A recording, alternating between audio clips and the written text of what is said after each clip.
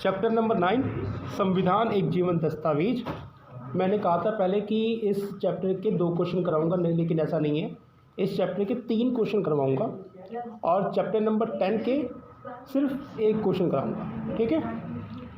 और उन क्वेश्चन, इस चैप्टर के 3 क्वेश्चनों को कराने से पहले ये जो एक क्वेश्चन नंबर 1 है, इसको सिर्फ समझा रहा हूँ कि वो 3 क्वेश्चनों को आप लोग समझ जाओगे थोड़ा अच्छे तरीके से, एक सहारा मिलेगा आप लोगों को समझने में, ठीक है।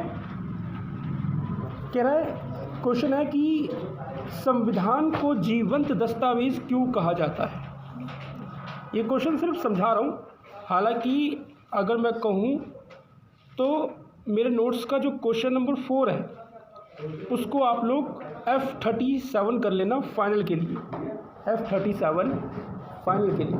क्वेश्चन नंबर 1 सिर्फ समझा रहा हूँ। आते हैं क्वेश्चन नंबर 1 पे। क्वेश्चन फिर से रिपीट कर रहा हूँ, संविधान को जीवंत दस्तावेज क्यों कहा जाता है। संविधान को जीवंत दस्तावेज क्यों कहा जाता है। कह रहा है आंसर में, संविधान को एक जीवंत दस्तावेज इसलिए कहा जाता है कि संविधान गतिशील होता है। क्या होता है? गतिशील होता है। गतिशील का मतलब कि समय के साथ उसके अंदर क्या परिवर्तन, बदलाव, तो उसको हम क्या कहेंगे? गतिशील। ये स्थायी या गतिहीन नहीं होता, यानी कि फिक्स नहीं होता ये, ठीक है। किसी भी देश के संविधान में वहाँ की परिस्थितियाँ तथा समय अनुसार परिवर्तन अवश्य करने पड़ते हैं, ज़रूरी है। अगर हम बदलाव नहीं करेंगे तो शासन व्यवस्था निरर्थक हो जाएगी। एक गतिशील का होना बहुत ज़रूरी है, यानी कि समय के साथ बदलाव आना बहुत ज़रूरी है। आगे कह रहा है कि जिसके कारण वह संविधान एक लिखा हुआ है जीवंत दस्तावेज बना रहता है, ठीक है।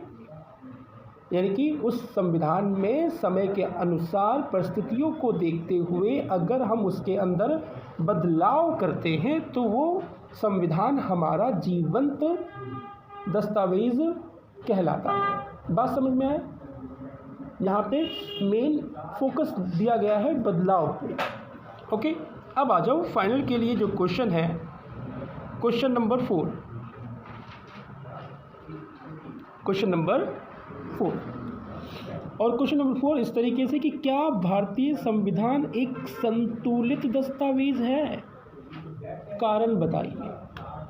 फिर से क्वेश्चन को रिपीट कर रहा हूँ, ध्यान से समझना कि क्या भारतीय संविधान एक संतुलित का मतलब क्या होगा?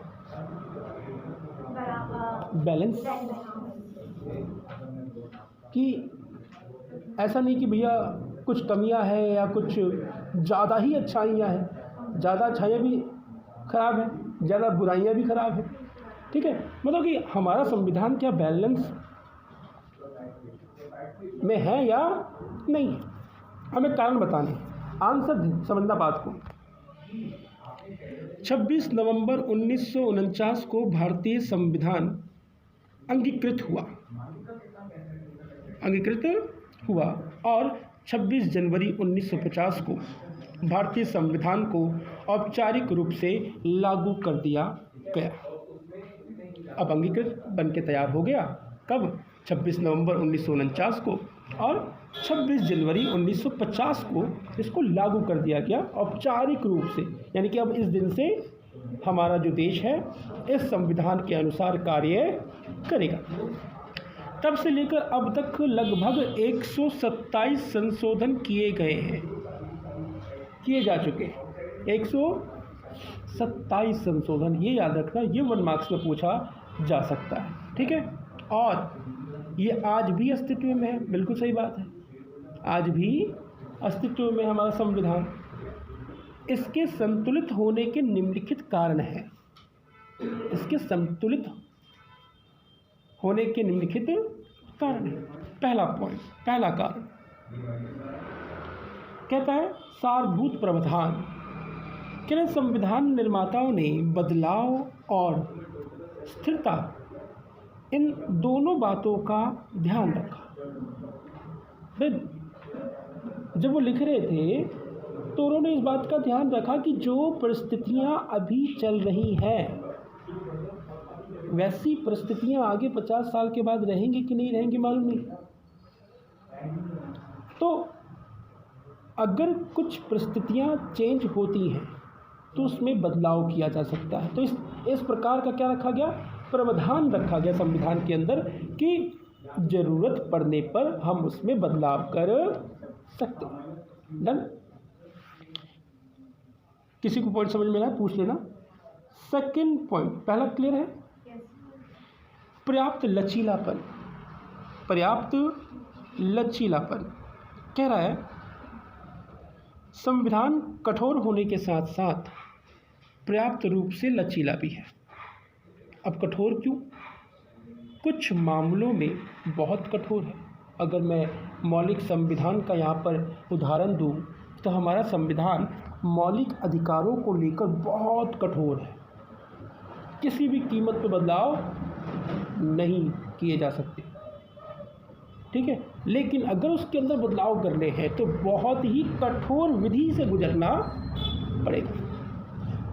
तो यहाँ पे कह सकते हैं ना कि हमारा संविधान कुछ जगह पे बहुत कठोर है लेकिन कुछ जगह पे लचीला, कि हाँ उसमें बदलाव आसानी से किए जा सकते। तो वही पॉइंट कह रहा है कि संविधान कठोर होने के साथ साथ पर्याप्त रूप से लचीला भी है। इसमें सामाजिक आर्थिक बदलाव लाने के लिए, सामाजिक आर्थिक बदलाव लाने के लिए गरीबी और स्त्री पुरुषों के बीच असमानता समाप्त करने के उद्देश्य से बदला जा सकता है। बात मानते हो? ऐसा किया भी जा रहा है, ठीक है।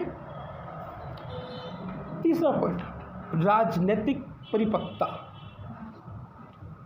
तीसरा पॉइंट, राजनीतिक परिपक्वता कह रहा है कि सभी पार्टियों ने पूरे मन से अनेक संशोधनों को समर्थन दिया।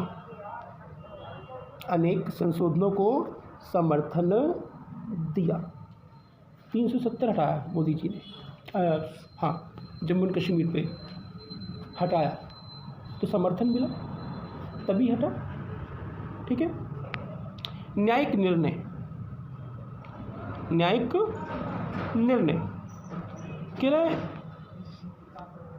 उच्चतम न्यायालय ने भी भारतीय संविधान को स्थायित्व और लचीलापन दोनों ही प्रदान करने में एक उपयोगी भूमिका निभाई है।